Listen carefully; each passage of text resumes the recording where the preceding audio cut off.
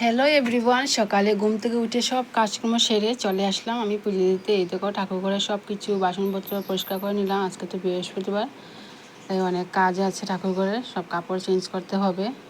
এই দেখো এখন চলে গেলাম বাগানে, গিয়ে দেখি একটা জবা কি সুন্দর ফুল ফুটেছে।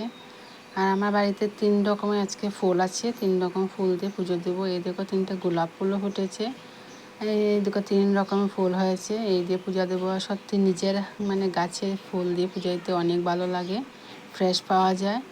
এদিকে দেখো দুব্বাও পেরে নিলাম, আর ঠাকুরের সিংহাসনটা গঙ্গা জল দিয়ে ভালো করে পরিষ্কার করে নিলাম। এখন নতুন কাপড় একটা বসিয়ে দিলাম, ঠাকুরের ফটো ভালো করে গঙ্গা জল দিয়ে মুছিয়ে ড্রেস চেঞ্জ করে দিলাম। এদিকে গপুসোনাকে স্নান টান করে একটু আদর করলাম আমার গপুকে। এই দেখো একটা গপুর কানেরটা খুলে ছিল অনেক দিন আগে, পরানোর সময় পাচ্ছি না, আজকে পরিয়ে দেব। এই দেখো বন্ধুরা, পরিয়ে দিলাম গপুসোনা। দেখো কি কিউট লাগছে আমার গপুকে দেখতে। এখন আমার গপুসোনার বিছানাটা ভালো করে ঝেড়ে নিব। এই দেখো বিছানা গুছানো প্রায় কমপ্লিট হয়ে গেছে। এখন ঘট বসিয়ে দেব লক্ষ্মীর, সব কিছু রেডি করে নিলাম, ঘট বসিয়ে দিলাম।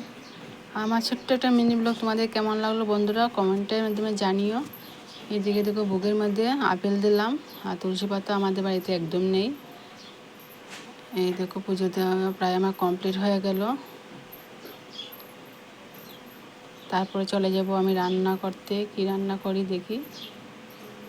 আর খুব ভালো লাগে সকাল সকাল উঠে পুজো দেওয়ার পর না, মনটা অনেক ভালো লাগে। এই দেখো পুজো দেওয়ার পর বাসনটা ধুয়ে নিলাম।